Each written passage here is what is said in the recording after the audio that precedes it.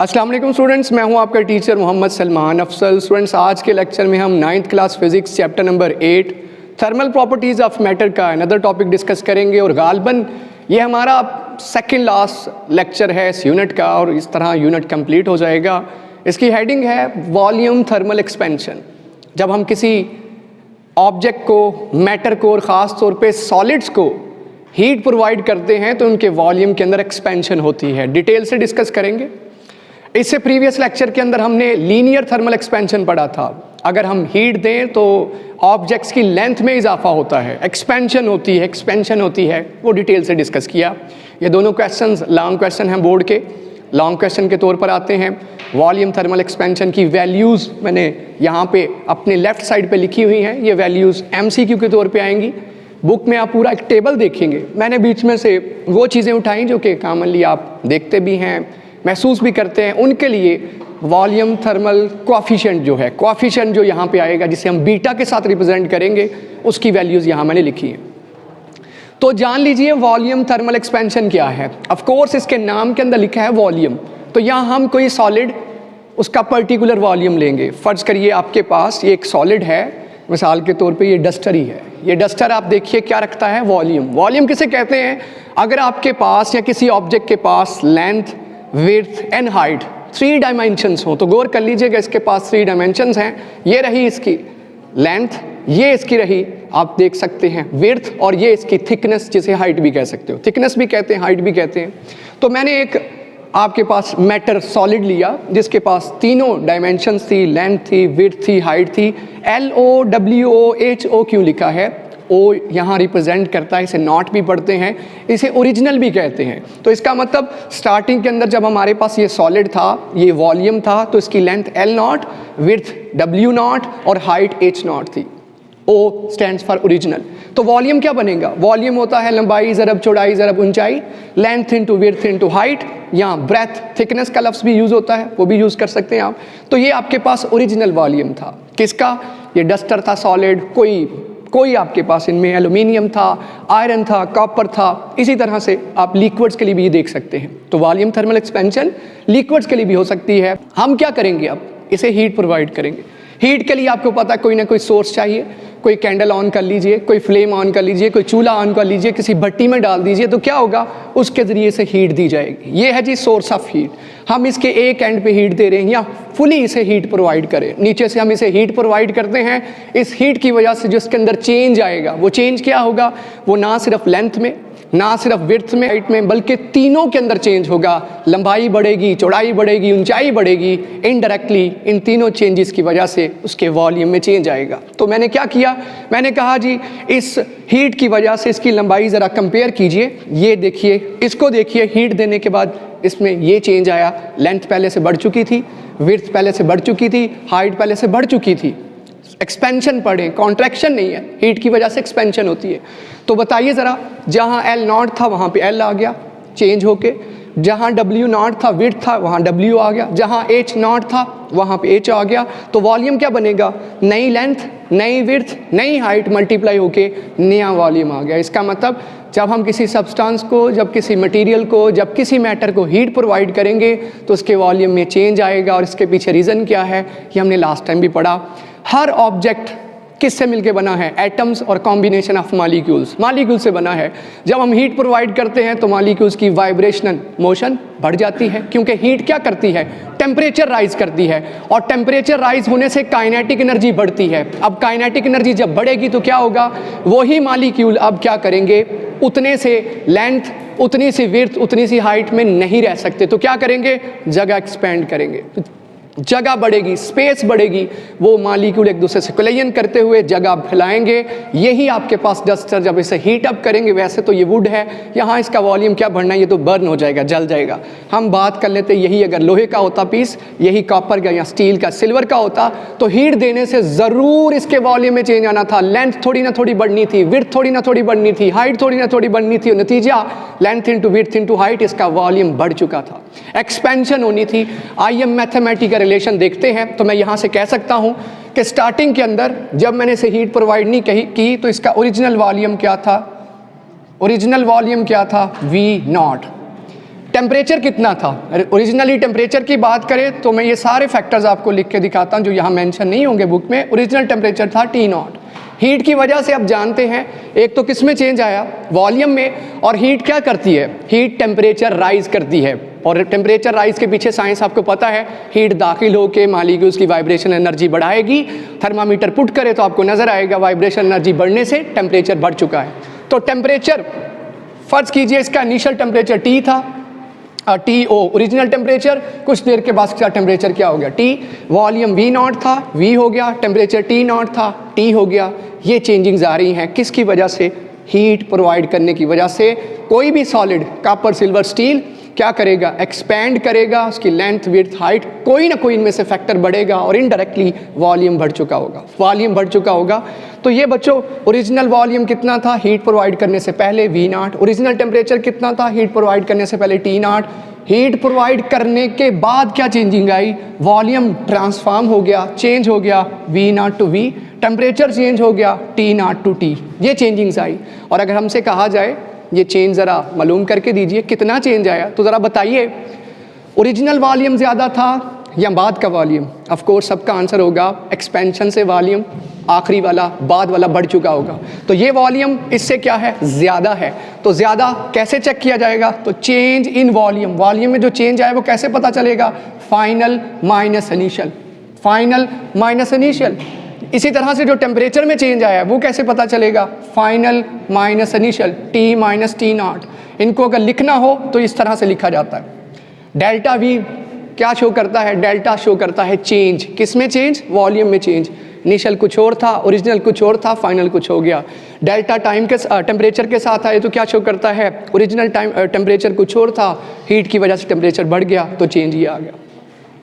अब यहाँ मुझे जानना है जो वॉल्यूम के अंदर चेंज आया है, यहाँ से यहाँ जो आप पहुँचे हो, वॉल्यूम के अंदर चेंज कितने फैक्टर्स पे डिपेंड करता है, वॉल्यूम के अंदर चेंज कितने फैक्टर्स पे डिपेंड करता है, दो फैक्टर्स पे। किस किस पे, चेंज इन टेम्परेचर और दूसरी चीज़ ओरिजिनल वॉल्यूम। देखिए आपके पास ओरिजिनल वॉल्यूम अगर बहुत छोटा सा हो तो बताइए इसमें कितना सा चेंज आएगा, चेंज भी थोड़ा सा होगा। और अगर आपके पास ओरिजिनल वॉल्यूम ही मैसिव है, एक कमरा है, इसको हीट दोगे तो ऑफ कोर्स इस कमरे के साइज के मुताबिक इसमें चेंज आएगा। और अगर ऑब्जेक्ट ही छोटे साइज का हो, क्या आप उससे एक्सपेक्ट कर सकते हो उसका वॉल्यूम बहुत ज़्यादा बढ़ जाएगा, नहीं, उसका वॉल्यूम भी उसी के मुताबिक बढ़ेगा। तो इसका मतलब मैं यहाँ से दो रिजल्ट कंक्लूड करता हूँ कि वॉल्यूम में चेंज डायरेक्टली प्रोपोर्शनल है। सबसे पहले किस पे डायरेक्टली प्रोपोर्शनल है, ओरिजिनल वॉल्यूम के। ये इक्वेशन नंबर 1 आ गई।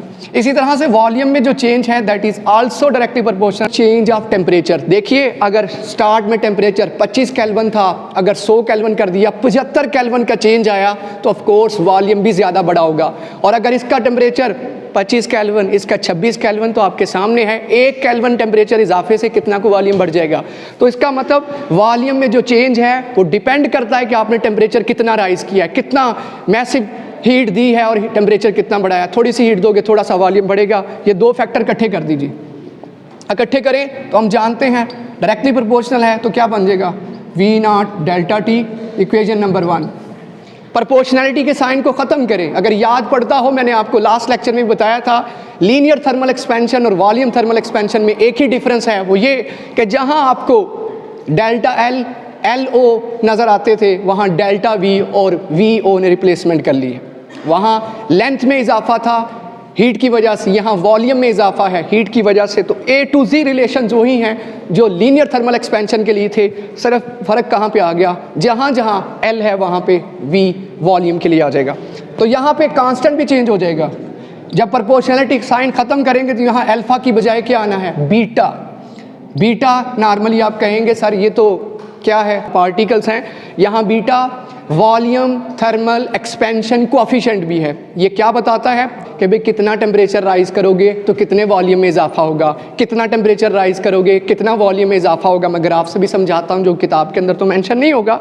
तो यहाँ से बताइए अगर मैं इस एक्सप्रेशन को खोलूँ तो क्या बनेगा, डेल्टा V बेसिकली था क्या, V minus V0, delta T basically था क्या, T माइनस T0। तो बताइए ज़रा, या डेल्टा T को ऐसे रहने दीजिए, डेल्टा T ऐसे रहने दीजिए। V मालूम करना है तो ये माइनस V0 राइट साइड पे जाके क्या करेगा, यहाँ सब्ट्रैक्ट हो रहा है तो उस तरफ जाके क्या करेगा, ऐड करेगा। तो beta V0 delta T plus V0, क्या कॉमन नज़र आ रहा है दोनों में, इसके पास और इसके पास क्या कॉमन है, क्या चीज़ सेम है, वी नॉट, तो वी नॉट क्या आ जाएगा, आपने वर्टिकली सॉल्व करना है, मैं इस तरफ करता हूँ। बताइए ज़रा राइट साइड पे क्या कॉमन आ गया, वी नॉट कॉमन आ गया, यहाँ क्या बचा, बीटा डेल्टा टी और साथ में +1। ये एक एक्सप्रेशन है जिसके ज़रिए आप क्या फाइंड कर सकते हो कि आपके इस वॉल्यूम में कितना इजाफा हुआ।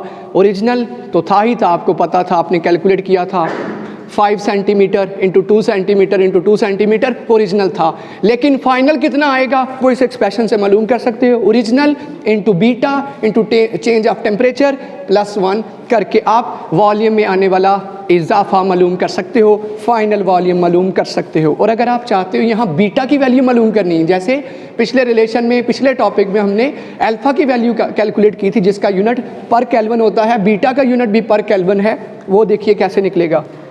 यहाँ कर देता हूँ, बीटा की वैल्यू कहाँ से निकालिए, इस एक्सप्रेशन से, जिसे इक्वेशन नंबर 4 का नाम दे दें। सिंपल सादा इक्वेशन बन जाएगी, बीटा यही रहेगा, जो चीज़ें मल्टीप्लाई हो रही हैं इधर आके क्या कर जाएंगी, डिवाइड, तो delta V over V naught delta T. यहाँ वी वेलोसिटी नहीं है बच्चे, कहीं स्मॉल वी लिखते हैं, कैपिटल वी वॉल्यूम है, और राइट साइड पे क्या है, beta. This is expression of beta, और बीटा का यूनिट यहाँ से बना लीजिए, फिर बीटा पे डिटेल डिस्कशन करते हैं। बताइए ज़रा वॉल्यूम का यूनिट क्या होता है, यूनिट बनाने जा रहा हूँ। वॉल्यूम किस में होता है, सेंटीमीटर क्यूब या मीटर क्यूब में, ऐसा यूनिट मीटर क्यूब है।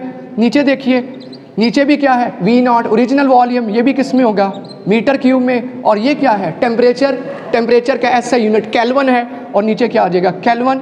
मीटर क्यूब से कटा, और आंसर क्या आ गया। इसे क्या पढ़ते हैं, ऐसे पढ़ लो, या इसे k की पावर -1, जिसे क्या पढ़ा जाता है, पर केल्विन। पर kelvin is the unit of linear thermal expansion and पर kelvin is the unit of volume thermal expansion. आप देखते हैं ग्राफ कैसे बनेगा, ग्राफ किन दो चीज़ों के दरमियान होगा, यहाँ ग्राफ मेंशन नहीं है। आप देख सकते हैं मुख्तलिफ किताबों में इसके मुतालिक ग्राफ नहीं होगा, किस भी बोर्ड से ताल्लुक है आपका।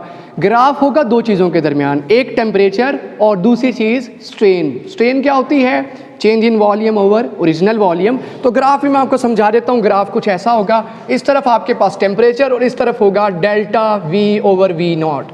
देख लीजिए इस एक्सप्रेशन में आपको delta V over V naught नजर आ रहा है, दैट इज बेसिकली स्ट्रेन। जब भी किसी बॉडी के ऊपर क्या किया जाए, टेम्परेचर बढ़ाया जाए थ्रू अप्लाइंग हीट, तो उसके वॉल्यूम में इजाफा होगा। और अगर उसके वॉल्यूम में इजाफे को मेजर किया जाए with respect to temperature, temperature के इजाफे के साथ, तो जो रिजल्ट्स आने वाले हैं वो लीनियर तो नहीं होंगे, वो स्ट्रेट लाइन तो नहीं हो सकती, वो कैसी लाइन होगी, वो एक्सपोनेंशियल लाइन होगी। वो हो सकता है इस तरह की लाइन हो जो हमें बताएगी कितना टेम्परेचर राइज करें over original volume, change in volume over original volume. आपके पास रिजल्ट आता जाएगा, जो चीज़ हमें क्या बताएगी, बीटा। और ये देखिए मुख्तलिफ सब्सटेंसेस के लिए, मुख्तलिफ मटीरियल्स के लिए बीटा की वैल्यूज़ लिखी हैं। एल्यूमिनियम के लिए इसका मतलब क्या है, अगर आप 1 केल्विन टेम्परेचर राइज करें, कितने केल्विन, 1 केल्विन टेम्परेचर राइज करने से जो उसका चेंज इन वॉल्यूम और ओरिजिनल वॉल्यूम है वो कितना आने वाला है, 7.2 इंटू 10 की पावर -5, 10 की पावर -5। इसी तरह से कॉपर है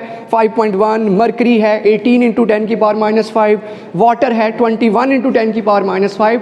जब भी आप किसी सब्सटेंस का टेम्परेचर 1 केल्विन राइज करेंगे, और कैसे राइज किया जाता है, हीट ऐड करके, तो उसके अंदर जो चेंज आएगा, जो बिगाड़ आएगा, और कौन से बिगाड़ की बात करें हैं, वॉल्यूम की, वो वॉल्यूम की चेंजिंग्स कुछ इस तरह की आएंगी जो हमें कौन बताएगा, ऑफ कोर्स कौन बताएगा, बीटा बताएगा। Beta shows volume thermal expansion coefficient, ये हमें बताता है कितना टेम्परेचर राइज करो तो कितना वॉल्यूम में चेंज आएगा, change in volume over original volume. Ratio देगा हमें, एक रेशो देगा चेंज ओवर ओरिजिनल की। ये है जी हमारे पास बीटा। अब आप जानना चाहते हो कि अल्फा और बीटा का आपस में क्या ताल्लुक है, तो वो भी जानना ज़रूरी है, अल्फा और बीटा का आपस में क्या रिलेशन है। याद रहे जो आपके पास बीटा की वैल्यू है वो हमारे पास अल्फा से कितने गुना है, beta is basically equal to 3 times alpha.